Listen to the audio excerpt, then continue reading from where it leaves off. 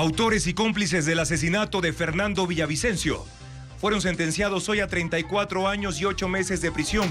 Carlos Angulo, alias Invisible, y Laura Castillo, alias La Flaca. El gobierno de Daniel Noboa acusa a la empresa del alcalde de Guayaquil, Aquiles Álvarez, y a su familia de comercializar irregularmente combustibles. Los casos de COVID se incrementaron 70% en Pichincha y en las farmacias se terminaron las pruebas para la detección del virus. Pese a 2 garrafales confusiones en las últimas 24 horas y a crecientes críticas dentro del Partido Demócrata, el presidente estadounidense Joe Biden insiste en que no dejará la candidatura. El esqueleto de un dinosaurio de 150 millones de años será subastado en Francia y Televistazo cuenta cuál es el precio mínimo para participar. Ecuaterra recorre las 52 hectáreas de selva subtropical de la Reserva Ecológica San Jarajuno, en Pastaza, hogar de monos barizo y lagartos de anteojos. La reventa de un boleto para ver la final de la Copa América entre Argentina y Colombia llega hasta $10,000. En Ecuador se podrá ver en la pantalla de Ecuavisa este domingo a las 7 de la noche.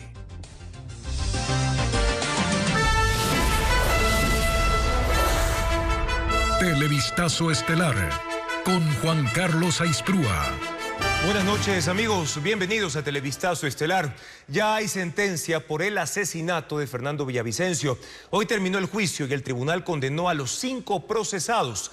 Alias Invisible y Laura Castillo recibieron la pena máxima. Vamos ahora en vivo con Jacqueline Rodas y los detalles del fallo. Jackie, te escuchamos. Adelante.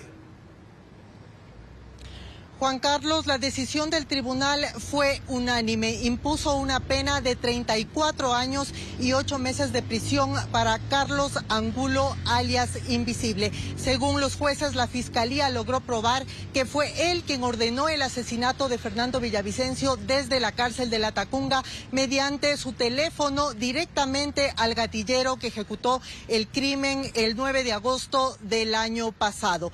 Carlos Angulo, alias Invisible, además deberá pagar más de $500,000, exactamente $566,000 entre multa y reparación a las víctimas. La misma pena impuso para Laura Castillo como coautora. El tribunal dijo también que se logró probar que ella fue quien planificó y que organizó toda la logística para que la banda contratada para el crimen pueda hacerlo. Los otros 3 implicados también fueron condenados en calidad de cómplices. A ellos les impuso una pena de 12 años de prisión y deberán pagar más de $190,000. Los familiares del ex candidato presidencial Fernando Villavicencio, quien fue asesinado, reaccionaron positivamente ante esta condena, pero dejaron claro que este es un primer paso. Ellos quieren saber quiénes fueron los autores intelectuales quienes ordenaron el asesinato de Fernando Villavicencio. Se han encontrado hallazgos de mucha importancia, de mucha relevancia a lo largo de esta audiencia de juzgamiento y creemos que con ello arrancarán otros juicios, no solamente aquellos que ya están abiertos. Este es un primer paso importante. Creo que el país necesita transparencia, el país necesita que se llegue hasta la autoría intelectual para que no haya impunidad. Esperamos que realmente, así como están siendo juzgados cada uno de los asesinos materiales de Fernando Villavicencio, también sean juzgados todos los autores intelectuales y todos los que estarán ahí ocultos. Esta es una sentencia de primera instancia, resta la apelación y la casación para que se ejecute, pero los 5 condenados ya están en prisión. Gracias, Jackie, por tu informe. Y la fiscal del caso, Ana Hidalgo, mantuvo la tesis de que los 5 procesados cumplieron diferentes roles dentro del asesinato al candidato presidencial Fernando Villavicencio. Fabiola Santana detalla qué hizo cada uno. En el juicio por el asesinato de Fernando Villavicencio, la fiscal Ana Hidalgo explicó cómo se organizó el crimen y el rol que tuvieron los 5 autores materiales. Carlos Angulo, alias Invisible, fue acusado de autor mediato porque ordenó ejecutar el asesinato mediante llamadas y mensajes de WhatsApp desde la cárcel de Cotopaxi, donde estaba recluido. El cabecilla de los Lobos incluso tuvo comunicaciones con Johan Castillo, colombiano que disparó y fue abatido durante el atentado. La fiscal acusó a Laura Castillo, alias La Flaca, de coautora, porque facilitó la logística. Ella organizó reuniones antes del asesinato y el reconocimiento de los lugares donde iba a estar Villavicencio, y dirige una facción de los Lobos. Los otros 3 fueron acusados de cómplices. Eric Ramírez custodiaba el carro de La Flaca, luego fue conductor y revisó el lugar del meeting. Víctor Flores fue detenido con La Flaca mientras custodiaba su carro en moto. Participó en las reuniones de planificación y en la logística entregando armas. Y Alexandra Chimbo estuvo dentro del coliseo donde estaba Villavicencio, informó de su ingreso y de su salida y dio luz verde para el atentado. Otros 5 gatilleros colombianos participaron en el asesinato y fueron los primeros detenidos. Todos fueron asesinados en prisión. Según la fiscalía, estuvieron en una panadería cercana al mitin antes del sicariato. La Policía Nacional anunció en redes sociales la notificación roja de Interpol para Adolfo Macías Villamar, alias Fito, cabecilla de los choneros. El pasado 7 de enero se reportó su fuga de la cárcel regional Guayas antes de su traslado a la de máxima seguridad La Roca. Esa notificación permite ahora que 196 países puedan apoyar en cuanto a su localización y también su captura. Les contamos ahora que Wilman Terán se declaró en rebeldía y desacato y se desconectó de la audiencia del caso Independencia Judicial. El juez multó a sus abogados y le asignó defensores públicos para la diligencia que se retomará este fin de semana, informa Jacqueline Rodas. Anoche, Wilman Terán provocó incidentes en la audiencia del caso Independencia Judicial, en el que es procesado por obstrucción a la justicia. El juez Julio Inga iba a dar paso a la fiscalía para que exponga su acusación, pero Terán interrumpió reiteradamente. Estaba conectado por Zoom desde la cárcel La Roca de Guayaquil. El juez intentó explicarle que no era su turno de hablar y Terán se alteró. Dijo que lo impugnará y ordenó a sus abogados que abandonen la audiencia. Me declaro en rebeldía y si quiere sancióneme como desacato. Yo no quiero dilatar el proceso, pero ustedes tienen intención de oprimir mi defensa. Solicito al doctor Jorge Haas desconectarse, igual al doctor Gabriel Terán. Y si hay alguna cuestión, pues sancióneme por desacato. Él y sus abogados se desconectaron. El juez lo declaró en indefensión y nombró a 2 defensores públicos para que revisen el expediente y lo representen en la audiencia que se retomará este sábado y domingo. Dispuso al servicio penitenciario SNAI que lo traslade a Quito o que garantice su conexión telemática. Sus abogados privados fueron multados con un salario básico. Wilman Terán, ex juez nacional y expresidente del Consejo de la Judicatura, también es procesado por delincuencia organizada en el caso Metástasis. Este lunes enfrentará otra audiencia en esa causa junto con 51 implicados. Mayra Salazar, testigo protegida de la Fiscalía y procesada en el caso Metástasis, fue trasladada en una tanqueta militar desde la Casa de Confianza del sur de Quito a la cárcel regional Sierra Centro de Cotopaxi. Llegó aproximadamente a las 10:45 de la mañana. El servicio penitenciario SNAI no ha informado el motivo del cambio. En el expediente tampoco consta una orden judicial o pedido fiscal. Salazar es parte del grupo de 52 procesados que el lunes enfrentará la acusación fiscal en la Corte Nacional. Su traslado ocurre en medio de denuncias que ponen en duda su testimonio en el caso Purga.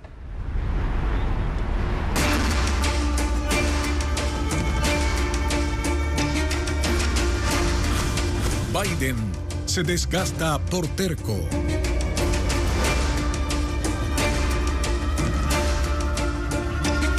Joe Biden asegura que seguirá en la carrera presidencial a pesar de las críticas dentro de su propio partido. Ayer, en 2 momentos clave, tuvo confusiones que aumentaron los temores por su salud cognitiva, así como los llamados para que renuncie a su candidatura. Joe Biden está cada vez más bajo la mirada del mundo, de los políticos estadounidenses y también de los votantes, que siguen de cerca cada paso, sobre todo en sus apariciones públicas, que desde el debate del pasado 27 de junio aumentaron los temores sobre su capacidad para gobernar otros 4 años. Ayer, en 2 momentos importantes, uno de ellos al cierre de la cumbre de la OTAN en Washington, dio paso al presidente de Ucrania, confundiéndolo con el de Rusia. Quiero presentar al presidente de Ucrania, que tiene tanta valentía como determinación. Damas y caballeros, el presidente Putin. No Putin, es quien va a derrotar a Putin, corrigió. Es el presidente Zelensky, dijo. Y minutos después, en una conferencia de prensa, habló de Donald Trump cuando quiso referirse a Kamala Harris y si ella pudiera desempeñarse como presidenta. No hubiera escogido a Trump para vicepresidente si no creyera que ella está calificada para ser presidente, dijo Biden. Insiste en mantenerse en la carrera presidencial. Está dispuesto a enfrentar a Donald Trump en las elecciones de noviembre y superar un segundo periodo de gobierno. La consideración es que creo que soy el más calificado para correr por la presidencia, dijo. Le gané una vez, le ganaré de nuevo. Estoy en esto no por mi legado, sino para completar el trabajo que comencé. Y ante los temores por su salud, dijo que todos los días está rodeado de buenos médicos, que si ellos pensaran que hay un problema y piden un examen neurológico, lo hará, pero que no se lo han sugerido. Políticos del Partido Demócrata creen que la campaña presidencial de Joe Biden está en crisis. Sugieren buscar una alternativa urgente.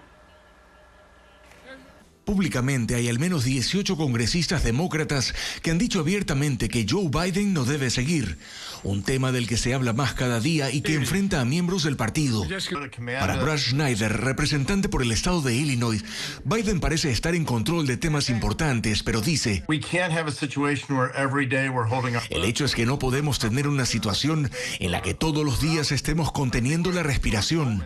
Es el momento para pasar la posta, no solo para unir al partido, sino para unir al país, y que Biden tenga un gran cierre de carrera como una figura histórica.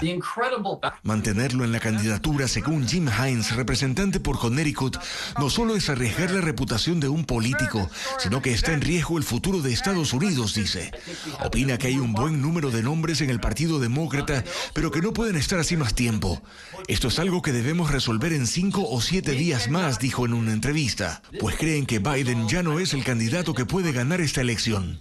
Del otro lado está el círculo más cercano al presidente que defiende su candidatura. Ahí está Kamala Harris, quien de ganar tendrá otros 4 años como vicepresidenta. En un acto público dijo: siempre hemos sabido que esta elección puede ser muy dura, pero Joe Biden es un luchador y ha sido el primero en decir que si te golpean y te derriban, te levantas. Hablan de la unidad que debe haber en el partido para impulsar la candidatura de Biden. El senador Richard Blumenthal reconoce el contraste con Donald Trump, pero asegura que Biden debe seguir mostrando que lucha por los estadounidenses. En momentos en que hay una fuerte corriente que piensa que la de Biden es una campaña en crisis. La Organización Mundial de la Salud hace un llamado a que los grupos vulnerables se vacunen contra el COVID-19. En Ecuador ya van de más de 9.000 casos este año y Pichincha es la provincia más afectada según los especialistas. Carla Delgado con el reporte. El COVID-19 vuelve con fuerza y la Organización Mundial de la Salud hizo hoy un llamado para que se vacunen, especialmente los grupos vulnerables.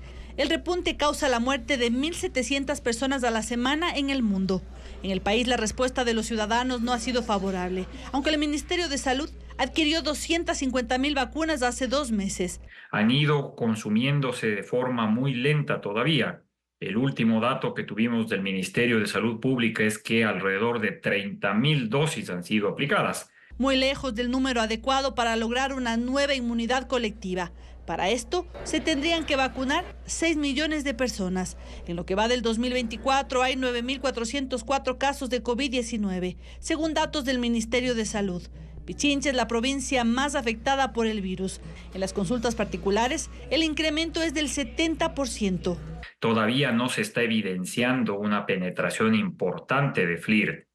Recordar que es 10 veces más transmisible que Omicron, con lo cual, ya estando presente en el país, es de esperar que el número de casos se dispare en las próximas 4 a 6 semanas. A los hospitales, los pacientes llegan con síntomas similares. Me duele todo el cuerpo, tengo seca la garganta. Se suma la escasez de pruebas rápidas en las farmacias, pruebas que tampoco se consiguen por internet. Los servidores públicos deberán cumplir con la declaración patrimonial jurada hasta el 15 de agosto. La Contraloría dispuso que se haga este trámite independientemente de la última vez que se presentó. Adriana Bremeo detalla este y otros servicios ciudadanos. Hasta el 31 de julio, el SRI perdonará multas, intereses y recargos de las deudas tributarias, excepto del impuesto a la renta generado en 2023. Para beneficiarse, los contribuyentes deben pagar la deuda, aunque sea de forma parcial. Los contribuyentes con glosas impugnadas no tendrán que desistir del proceso para acceder a la remisión.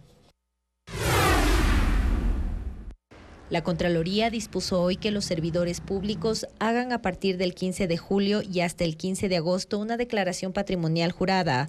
Esto independientemente del tiempo transcurrido desde la última declaración que hayan presentado. Con esta disposición, que es obligatoria, la Contraloría puede comparar el estado del patrimonio con las declaraciones anteriores.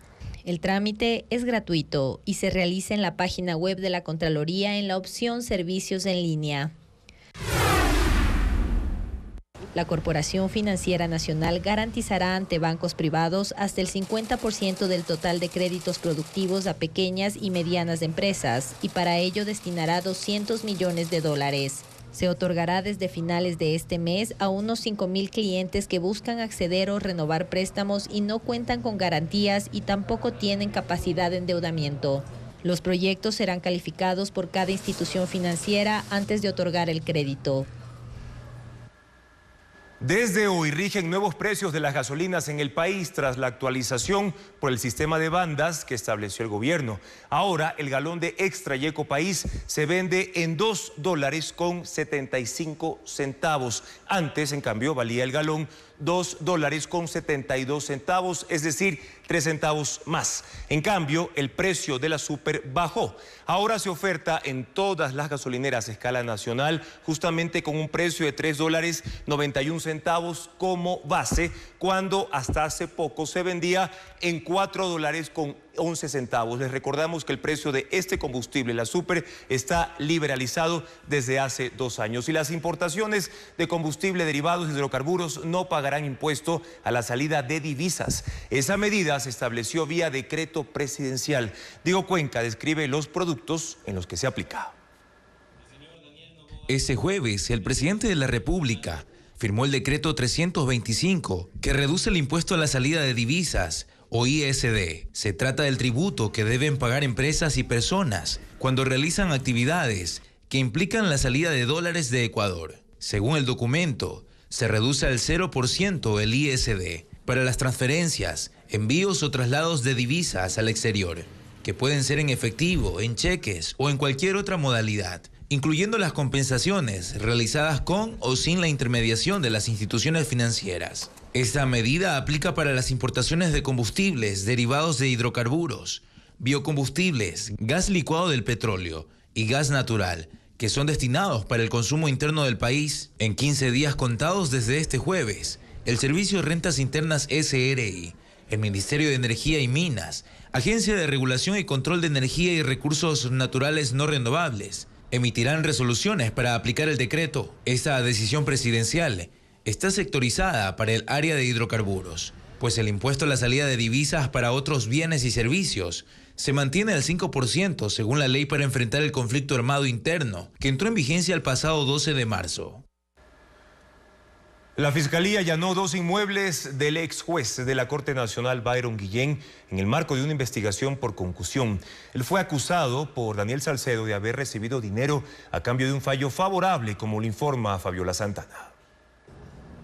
La Fiscalía empezó las diligencias dentro de la investigación por concusión contra el ex juez de la Corte Nacional, Byron Guillén. En Manta, Manabí, fueron allanadas 2 propiedades del ex magistrado y se incautaron documentos, celulares y dispositivos electrónicos. Los allanamientos se dan tras el inicio de las investigaciones el 3 de junio. Ese día, Daniel Salcedo, procesado en los casos Metástasis y Purga, dio su testimonio anticipado y reveló que en 2023, cuando estaba libre, pagó al entonces juez por un fallo a su favor en el caso de lavado de activos. Salcedo fue detenido en Panamá y el negocio se cayó. Pidió la devolución del dinero, pero quedaron pendientes $10,000. Guillén también fue mencionado en el caso Obstrucción a la Justicia. El ex vocal de la Judicatura, Javier Muñoz, reveló que conoció a Rafael Correa por intermedio de los jueces Luis Rivera y Byron Guillén. En marzo de 2023 se reunió con el exmandatario en un hotel de Brasil y le contó sobre un plan para regresar a Ecuador, tumbando la sentencia del caso Sobornos con la ayuda de esos jueces. La primera vez que el nombre de Guillén estuvo involucrado en escándalos fue en el caso Metástasis. Apareció en los chats del narcotraficante Leandro Norero y alias Estimado. Ellos dijeron que el juez les ayudaría con un habeas corpus a cambio de presentarle mujeres de buena presencia. Guillén fue uno de los más opcionados para ganar el concurso de defensor público, pero fue descalificado en medio de estos escándalos. 500,000 hogares continúan sin electricidad en Houston tras el paso del huracán Beryl. No pueden encender los aires acondicionados en medio de la ola de calor que rompe récords en Estados Unidos. Eliana Suárez con las imágenes. El huracán Beryl de categoría 1, el nivel más bajo, dejó sin electricidad a unos 2.700.000 usuarios luego de tocar tierra en el sur de Texas el lunes. Pero pasada la tormenta se realizaron los trabajos para restablecer el servicio. Sin embargo, en la ciudad de Houston y otras comunidades cercanas hay 500,000 de casas y comercios aún sin luz. La empresa CenterPoint Energy, encargada del servicio, envió comunicados a los afectados, asegurando que siguen trabajando para restaurar el suministro y que miles de clientes tendrán energía el lunes, pero otros deberán esperar más. Los residentes indignados se quejaron de la comida dañada por falta de refrigeración. Y personas de la tercera edad sufren con las olas de calor que afectan a toda la región. El vicegobernador de Texas, Dan Patrick, dijo que no es aceptable que 500,000 de hogares sigan sin electricidad una semana después del huracán y que no existan planes de contingencia en una región que soporta tormentas cada año, por lo que ha prometido que la Fiscalía Estatal investigará a CenterPoint Energy y su manejo de la emergencia. La Orquesta de Cámara de Kiev rindió un emotivo homenaje a las víctimas del ataque con misiles rusos a un hospital infantil de la capital ucraniana. El concierto se llamó Requiem por los Caídos y se realizó en las ruinas del centro de salud.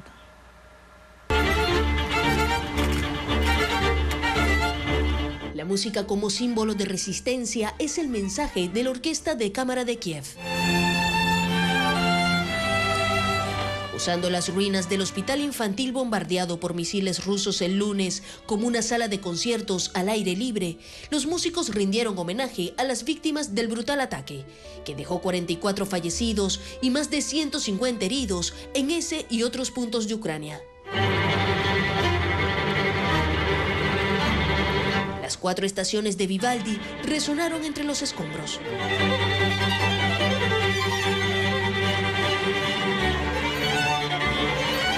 Médicos, enfermeras y familiares de los pacientes fueron los espectadores del concierto que estuvo acompañado de un servicio religioso.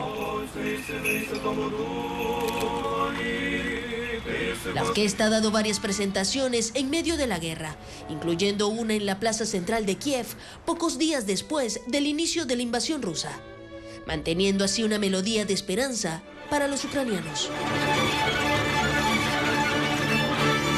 12 ballenas varadas frente a la costa noroeste de Escocia fueron sacrificadas. Ellas fueron halladas el jueves pasado junto a los cadáveres de 65 ballenas de aleta larga en la isla Sanday del archipiélago de las Orcadas. La salud de las 12 se deterioró tras pasar horas en la playa.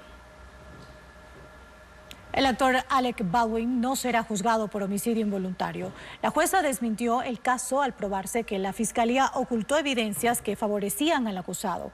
Baldwin era procesado por matar de un disparo accidental a la directora de fotografía de la película Rust durante el rodaje en 2021, pues el arma de utilería que le dieron había sido cargada con balas reales. Baldwin se emocionó al escuchar la decisión de la magistrada. En Francia se subastará el esqueleto de un dinosaurio. Se trata de un ejemplar herbívoro de 21 metros de largo que hace 150 millones de años vivió en la Tierra. Para el 16 de noviembre, en las afueras de París, está prevista la primera subasta del esqueleto de dinosaurio, el más grande vendido hasta ahora, en un evento organizado por las casas francesas Colline du Bocage y Barbarossa. Cuenta con más del 80% de sus huesos originales, que fueron hallados en 2018 en Wyoming. El ejemplar fue un herbívoro de 21 metros de largo y 6 de alto, que vivió en las planicies de lo que hoy es Estados Unidos hace unos 150 millones de años. Tiene un precio base de más de $5 millones y antes de la subasta estará en exposición del 13 de julio al 3 de noviembre en el invernadero del Palacio de Dampierre-en-Yvelines. El contrato de venta estipula que el futuro propietario se compromete a ponerlo en un lugar que cumpla con necesidades para su conservación y deberá permitir el acceso a paleontólogos para que puedan estudiarlo. Las ventas de restos fósiles no son una novedad. En 2020, el Museo de Abu Dhabi, en una subasta en Nueva York, pagó $31.800.000 por un esqueleto completo de Tiranosaurio Rex. Y en India se celebra desde hoy la boda más lujosa en décadas. El hijo menor del hombre más rico de Asia y la hija de un magnate se casan en Bombay. El festejo durará 3 días y cada invitación costó más de $5.000, como informa Eliana Suárez. Anand Ambani, el hijo del hombre más rico de Asia, y Radhika Merchant, hija de un magnate farmacéutico, protagonizan el matrimonio más ostentoso de la década en India. La boda es hoy en Bombay y la celebración se prolongará hasta el domingo, la cual se espera que sea muy lujosa. Las invitaciones por sí solas son piezas de arte valoradas en más de $5.000, un gran cofre naranja con imágenes de dioses hindúes que al abrir reproduce el sonido de un mantra. Se han contratado 3 aviones Falcon 2000 para transportar a los invitados y se espera que lleguen más de 100 aviones privados de todas partes del país. Pero las celebraciones iniciaron en marzo con una preboda organizada por los padres del novio, que trajeron a la cantante Rihanna para amenizar una fiesta de 1.200 personas. Luego ambas familias se fueron de viaje en un crucero de lujo por el Mediterráneo, desde Italia hasta Francia, con 800 invitados. Los festejos incluyeron una boda masiva para más de 50 parejas, auspiciada por la empresa del padre del novio, Reliance Industries, dedicada al petróleo, gas y telecomunicaciones. Cada matrimonio recibió anillos de alianza y otras joyas, artículos para el hogar, alimentos para un año y una dote de $1.200 para cada novia. Otra fiesta prenupcial se llevó a cabo el 5 de julio, en la que cantó Justin Bieber. Anand Ambani, de 29 años, es hijo de Mukesh Ambani, de 66, el 9º hombre más rico del mundo, con un patrimonio de $116 mil millones según la revista Forbes. La novia Radhika Merchant, también de 29 años, es hija de Viren Merchant, propietario de un imperio de servicios médicos. Se trata de la unión de 2 familias especialmente ricas, en un país en el que el 30% de la población vive en extrema pobreza. En una nota sobre la sesión de la Comisión de Fiscalización donde compareció el Consejo de Participación Ciudadana, se llamó Pamela Martínez a Pamela Aguirre en un lapsus que Televistazo lamenta. Pedimos excusas a la asambleísta Pamela Aguirre. El gobierno de Daniel Noboa acusa a una empresa de propiedad del alcalde de Guayaquil, Aquiles Álvarez, y sus hermanos de comercialización irregular de combustibles. El director de la Agencia de Regulación y Control de Energía presentó ya la denuncia ante la Fiscalía. Luisa María Heredia con el informe. El alcalde de Guayaquil, Aquiles Álvarez Enríquez, su hermano Antonio Álvarez Enríquez, quien actualmente es dirigente deportivo, y 8 personas más fueron denunciados en la Fiscalía por el gobierno de Daniel Noboa por supuestamente integrar una red organizada que comercializa combustibles de manera irregular. En la denuncia, que fue presentada por Franklin Reyes Tocto, director de la Agencia de Regulación y Control de Energía, se describen 11 hechos que la sustentan. Según se detalla en el documento, el Servicio de Rentas Internas hizo un análisis sobre los volúmenes de combustible despachados por Petroecuador a estaciones de servicio, que permitió detectar varias incongruencias en la facturación. Es el caso del contribuyente Fuel Corp S.A.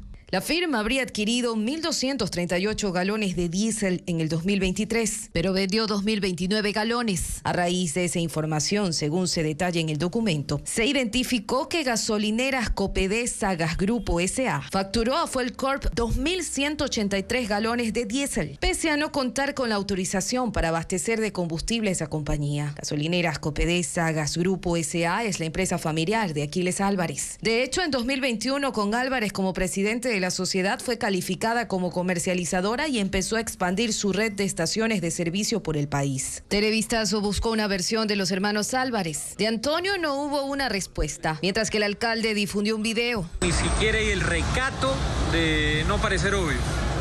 Justo cuando Guayaquil reclama por sus derechos, hoy aparece la farsa, el montaje distractor, sin sustento. Eso es importante precisar, sin sustento. En este caso, se han metido con mi familia, sin necesidad alguna, ni vinculación, por supuesto, para hacerlo, y eso es bajo. Daniel Noboa y Aquiles Álvarez han confrontado en varias ocasiones. Durante la última semana incluso hubo un intercambio verbal por el retraso en la entrega de una garantía soberana que solicitó el municipio de Guayaquil al Ministerio de Finanzas. La denuncia, que según el gobierno está sustentada también por otras pruebas documentales, grabaciones y testimonios, califica como alarmante el despacho de diésel por parte de Fuel Corp a 8.019 vehículos. Algo de lo que ya había hablado Daniel Noboa en el enlace radial de lunes. El gobierno identifica a los propietarios de la firma y a 2 ciudadanos más como responsables. Un bus interprovincial se volcó sobre una cancha de fútbol en el norte de Cuenca. Decenas de viviendas se quedaron sin energía eléctrica, pero ¿qué pasó con el chofer? Tenemos un informe. En medio del graderío de una cancha de fútbol quedó este bus de transporte interprovincial tras volcarse en el sector de Totoracocha, norte de Cuenca, aproximadamente a las 14 horas de este viernes. Según la empresa de movilidad y tránsito del cantón, el conductor se estrelló contra un poste de alumbrado público y tumbó el cerramiento de la cancha, volcándose dentro. Parabrisas, ventanas y carrocería frontal del vehículo quedaron destruidos, pero el siniestro no dejó fallecidos. El poste de luz se partió. Una parte de los cables quedó colgando en la calle y otra se arrancó totalmente. Incluso la red de internet fue deshabilitada. A la par, decenas de viviendas perdieron el servicio de energía eléctrica. El conductor del bus huyó. Durante la tarde del viernes, técnicos de la empresa eléctrica y de telecomunicaciones fueron al sitio para iniciar la reparación y restablecer los servicios.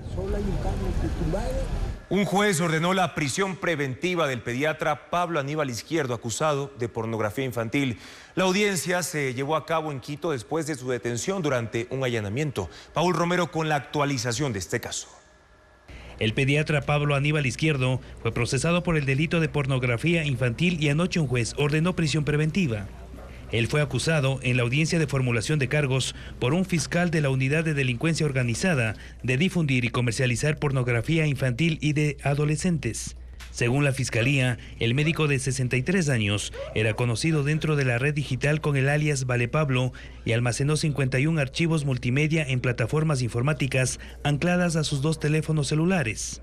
El material contenía imágenes de abuso sexual infantil de víctimas de 8 a 12 años, según los resultados de las pericias de los videos que se difundían especialmente en Estados Unidos y Chile. La investigación al pediatra empezó el 12 de marzo con una noticia criminis después de una denuncia al número 1800 delito.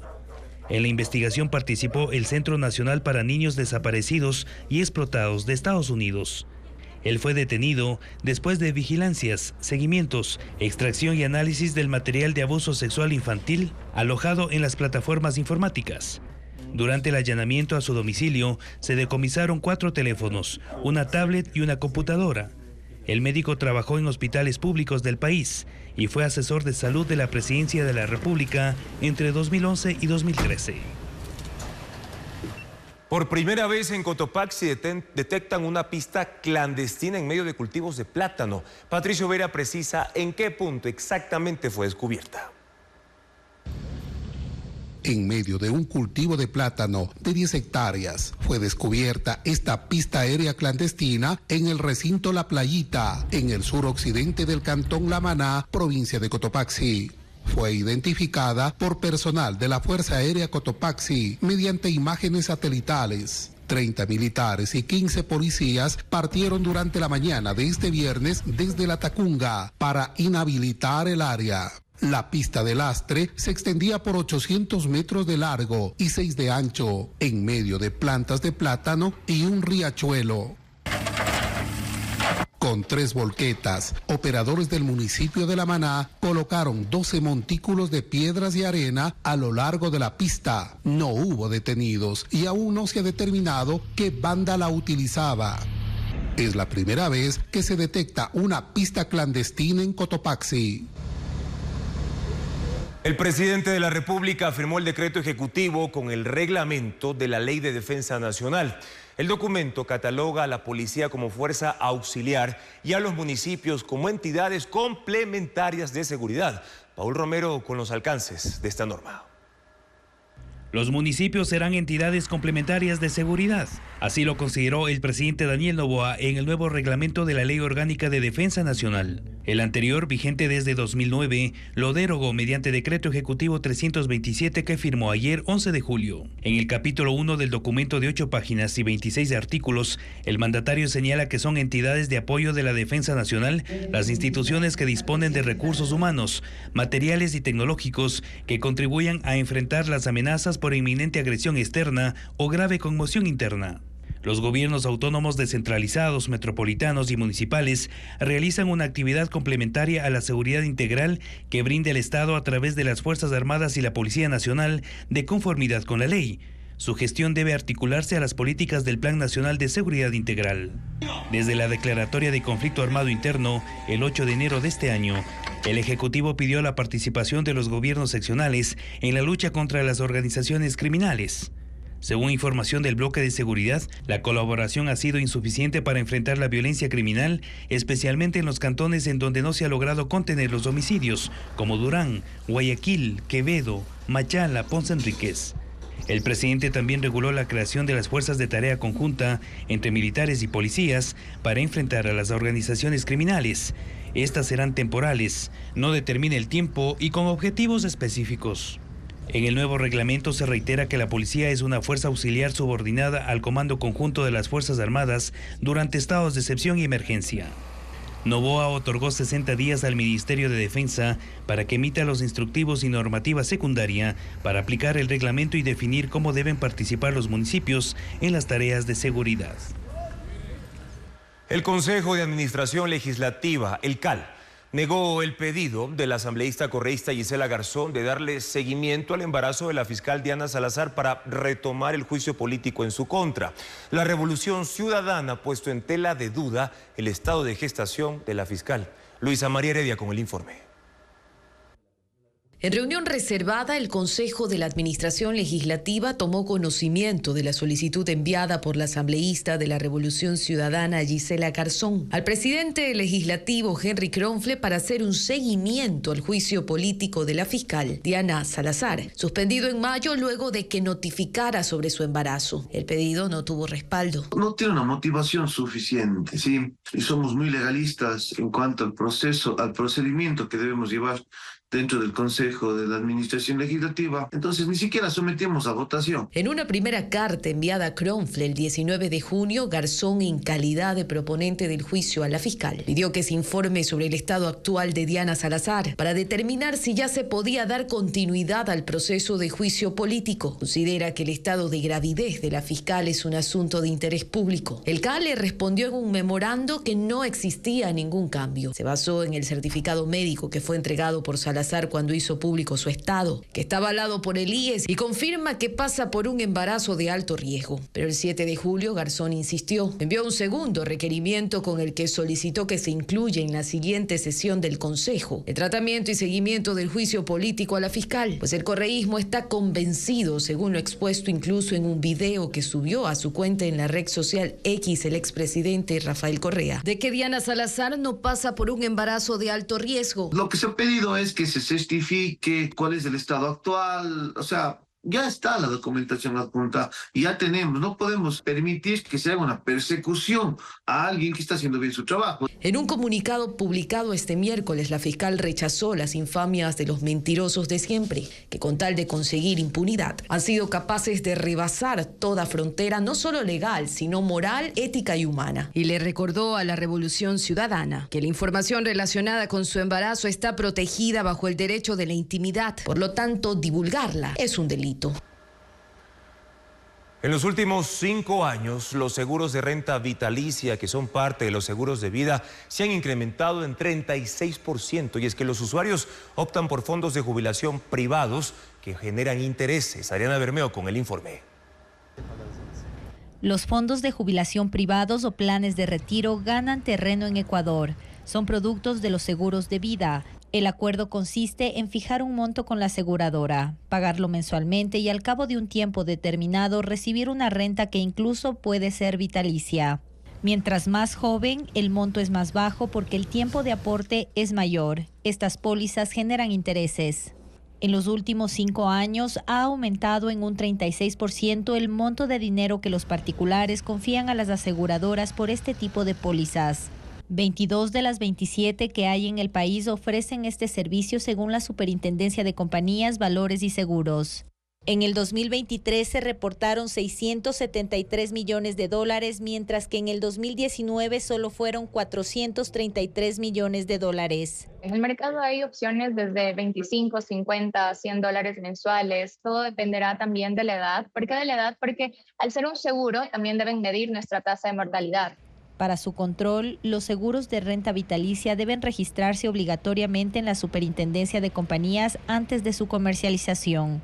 La tarifa y las formas de sustentabilidad de las pólizas están definidas. Además, establece una reserva económica que garantiza el dinero de los asegurados que se congela durante 5, 10, 15 años o más. En el peor de los casos, asumiendo que una compañía, por alguna circunstancia interna o externa, por ejemplo, tenga un riesgo de quiebra, ¿ya? Aún en ese escenario peor, al final de la liquidación existan los recursos para que los asegurados recuperen su valor. Antes de contratar un seguro con estas características y para evitar cualquier estafa, es indispensable verificar si la empresa aseguradora está registrada en la Superintendencia de Compañías. La alcaldía de Quito asegura tener un plan ya de limpieza de los ríos de la capital, incluyendo el Machángara. Instalar plantas de tratamiento es la base, aunque las organizaciones sociales dicen que esa alternativa es incompleta. Francisco Garcés con un nuevo informe.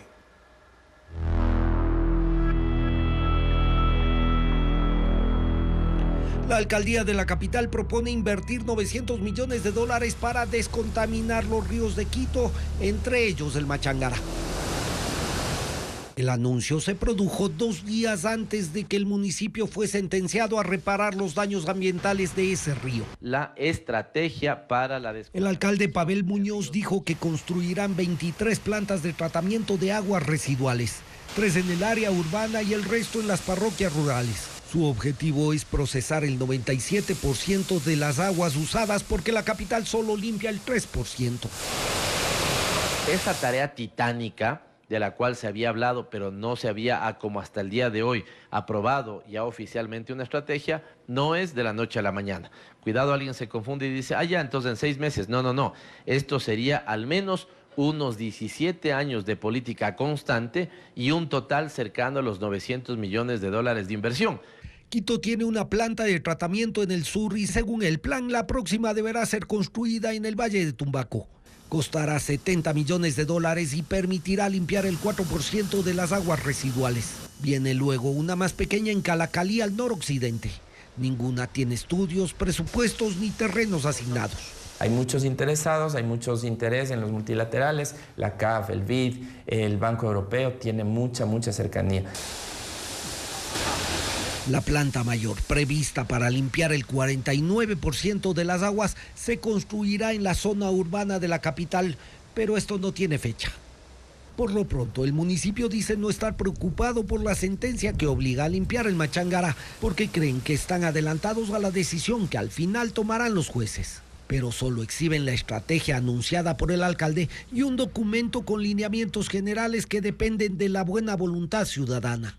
Las mingas han sido fundamentales y aguas arriba, sí, digamos a orillas de quebrada, el trabajo con los vecinos y vecinas. No boten la basura a las quebradas. La actuación del municipio dependerá en este momento de los términos en los que se notifique la sentencia y de las acciones que se ordenen para restituir los derechos reconocidos por la justicia del río Machángara.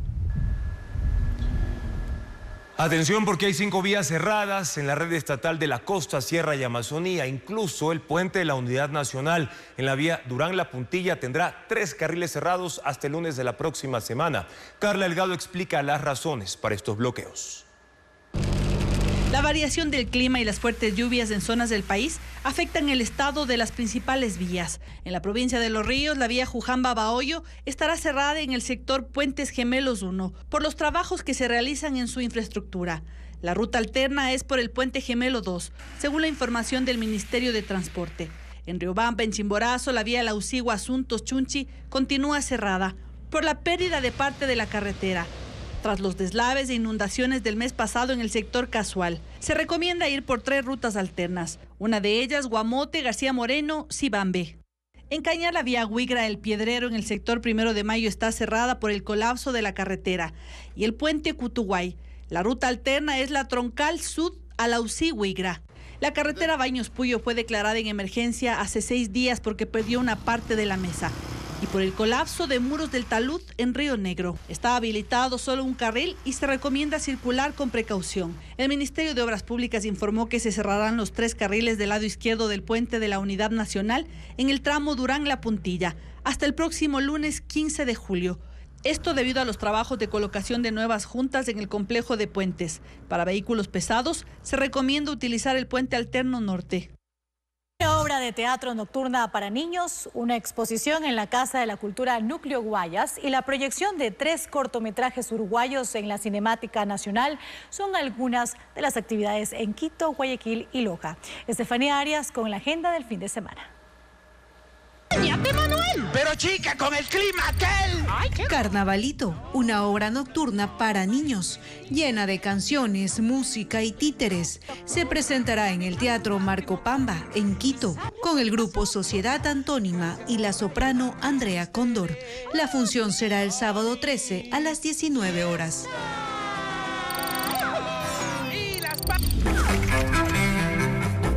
Una muestra que explora la universalidad de las emociones mediante esculturas de papel. Cráteres de abismo, de la artista ecuatoriana Nebraska Flores, se inauguró en el Centro Cultural Puse, en Quito. La muestra gratuita estará abierta hasta el 23 de agosto, de lunes a viernes, de 9 de la mañana a 7 de la noche. Esta obra retrata la vida de 3 personajes, Pablo, Pablo Sergio y Ana Rosa.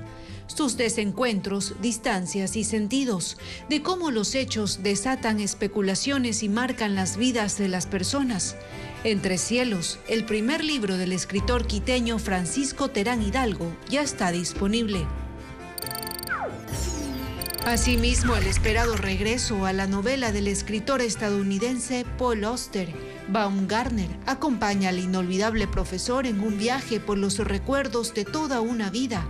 Un personaje tan excéntrico como increíblemente tierno, que hace 9 años perdió a su mujer. Ahora rehúye el desconsuelo de la soledad de la vejez. Un texto con una poderosa reflexión acerca del modo en que amamos en distintas etapas de la vida. 10 obras de Harry Merchant se exhiben en la Casa de la Cultura Núcleo Guayas.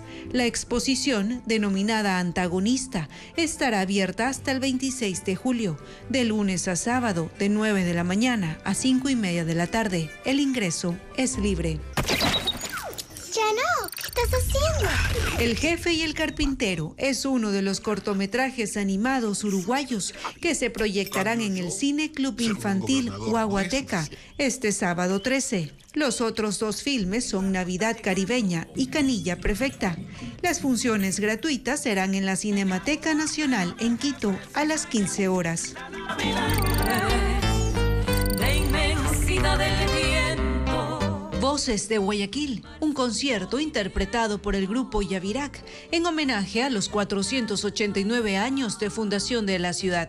El show será en el Teatro Nacional Sucre, en Quito, y transmitido por sus redes sociales, este domingo 14 a las 20 horas.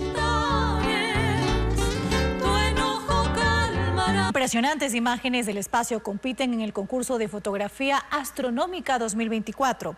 Entre las finalistas está una aurora boreal en forma de dragón y un timelapse de la Estación Espacial Internacional en tránsito. Meris González con las imágenes. Espectaculares y fuera de este mundo. No hay otra forma de describir las increíbles imágenes de los finalistas del concurso Fotógrafo Astronómico 2024, organizado por el Observatorio Real de Greenwich en Londres. 3.500 participantes de 60 países se inscribieron este año y las fotografías que pasaron a la ronda final son una asombrosa combinación de tecnología y talento. Como esta captura timelapse de la Estación Espacial Internacional en tránsito a través de la Luna vista desde Australia. O esta aurora boreal en forma de dragón. También está esta impresionante imagen compuesta del Sol. Los finalistas serán evaluados por un panel de expertos del mundo del arte y la astronomía. Y el ganador será anunciado el 12 de septiembre.